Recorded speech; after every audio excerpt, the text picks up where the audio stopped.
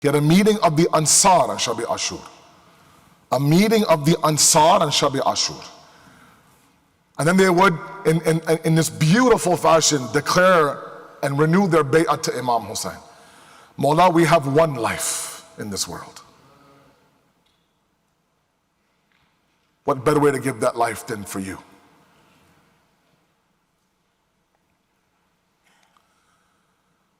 Mawla, if they were to cut up my body into pieces, put me back together 1,000 times, I'd say labbaik to you every single time. And this influx of love, of beauty, of jameel towards Imam Hussein, that famous statement of Imam Hussein, and it's a profound statement of his, that nobody has the ashab I have. Not my nana, not my baba. These are my ashab. That only happens when a lot of those ashab stood up and said, Mawla, where do you want us to go? You want us to leave you at this stage right now? How can we show our face to Fatima al-Zahra, your mother? If she asked, did you stand beside my son on the night before Ashura we leave? How is that possible? And then he takes the Ansar out of the tents, points towards the battlefield,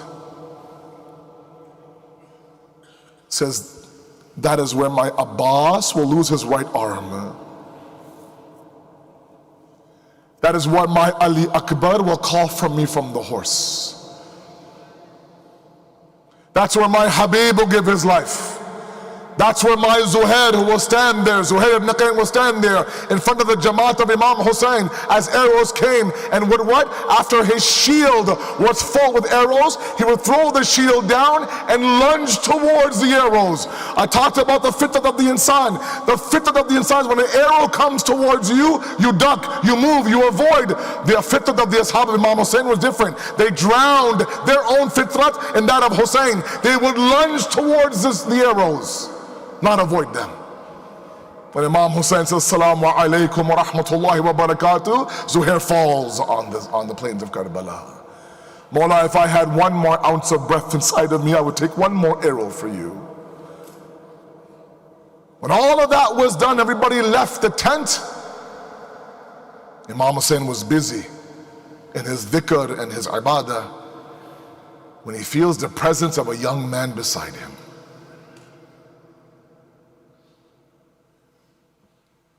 Chacha,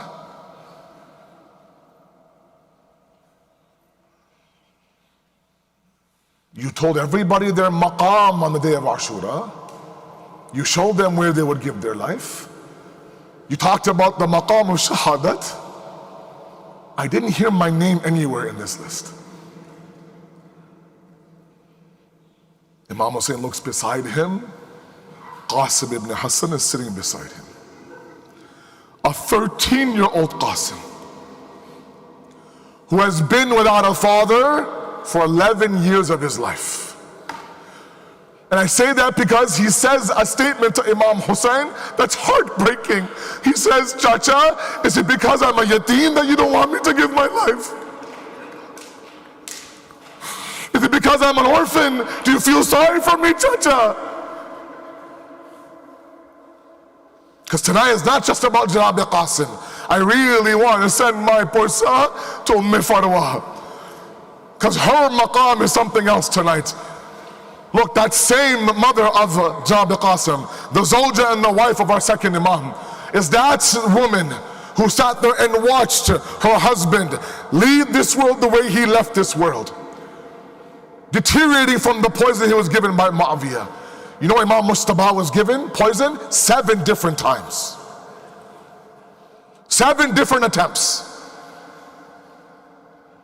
After 6 attempts, and he survived that attempt, it was at that moment that Abul Fazl Abbas says, now I'm in charge of the security of Imam Hasan. Nobody from outside would even come near Imam Mujtaba. Little did they know that the wife of Imam Hasan was the one who's poisoned him last. That poison was from Rome, destroyed Imam Mujtaba.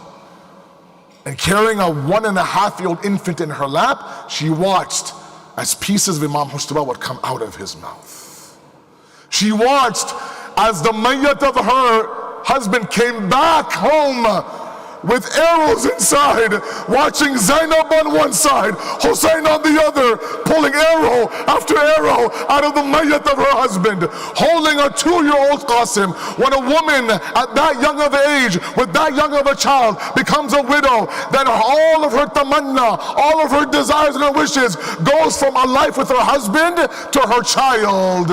Now her du'as, her effort, everything goes towards her son. That one day I'm going to get him married. One day I'm going to have a daughter-in-law. I might even be a grandmother. And all these wishes and all these wants and desires and dreams she has. On this day now, Farwa is watching those dreams go away.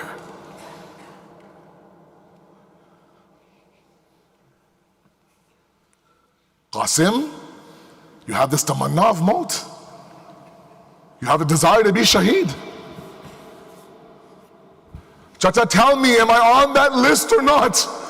Is my name out there or not? He says this was a group, a meeting for the ashab. It had nothing to do with the Hashemis. And he would deny, he would refuse to answer the question. Qasim was adamant. Chacha, tell me, am I on that list? Am I on that list? And then Hussein grabs him. Hussein hugs him, says, you ask about yourself. My Ali Asghar is on that list. My 6-month-old Ali Asghar is on that list. Yes, Qasim, you're on that list. But this desire you have for shahadat, how do you see death? Ahalla min asal, he says. Sweeter than honey, chacha. When your shakala inside of you is so divine, even death is sweet to you. And then that day arrives. Imam Hussein had a certain ravish and methodology. Abbas, prepare these boys for war. When they call for me, I'll bring them back to the khayma. You send them to the battlefield, I'll bring them back from the battlefield. Imagine now Abu Fazl Abbas, giant of a man, 33 years old, Alamdar Imam Hussein's army. He's what? He sent a 13-year-old Qasim, get this boy ready for battle. What does Abbas do? Couldn't find libas, couldn't find an armor, couldn't find shoes, couldn't find a helmet. The same issue with Umar Muhammad, the same issue with Qasim. The Maqtal says that when he finally made his way towards the Maidan of Karbala, the straps on his shoes would begin to fall off because they were taped and tied together. He finally prepared Qasim for battle. They mount him on the horse. Enters the Maidan now reciting his Raja Sana, Qasim ibn Hasan ibn Ali. If you don't know who I am, I'm the son of Imam Mustafa. I am the grandson of Ali. They say 35 people Qasim killed.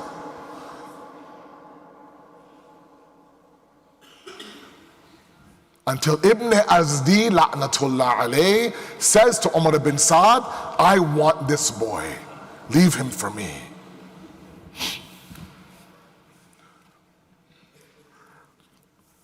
Stay with me.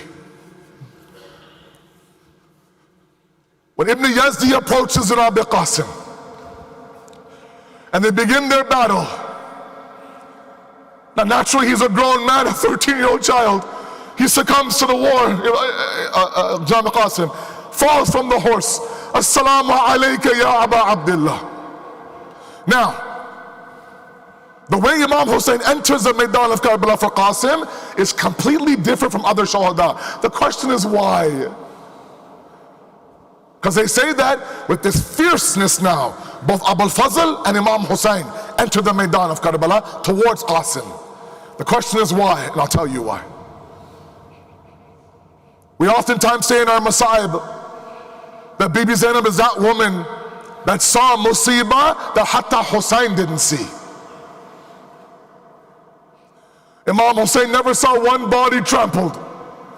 Bibi Zainab saw them all trampled. Imam Hussein never saw one head beheaded on a spear. Bibi Zainab saw them all one by one. To the point when the kuffar and the dushman and the enemy got what I thought was everyone's head on the spear, even Hurmala and Umar bin Saad says, no, there's one head missing. There's one head missing. Find Ali Asghar. Find Ali Asghar. I want hatta his head on that spear. Who's watching this? Zainab. Something, I'm sorry, Hussein couldn't bardash. Why do I say that? Because when Qasim fell from the horse and he saw Ibn Azdi's sword up in the air about to behead Qasim, that's when he says, Abbas, come with me and let's go towards the Karbala. Just the sheer idea that Qasim's head might be severed caused the jalal of Hussein. He enters the Maidan of Karbala. The enemy see the fierceness of Hussein to the point now where all the horses begin to scatter. Qasim is on the ground, Ibn Azdi on the ground, horses everywhere. The horses from the right move towards the left. The horses from the left move towards the right. There's chaos in Karbala. There's sand in the air. There's khak in the air. Aina Qasim. Aina Qasim. I don't see you, Qasim. The dust settles. Imam Hussein sees the broken body of Qasim. My Mawla starts to pick up Qasim, but he's not able to pick up Qasim. Then my Mazlum Mawla lays down his Abba. Lays down his Abba, places the body of Qasim, then drags the Abba back to the Khayma. Zainab, come give me Pursa for Qasim. Matem Hussein, Ya Hussein.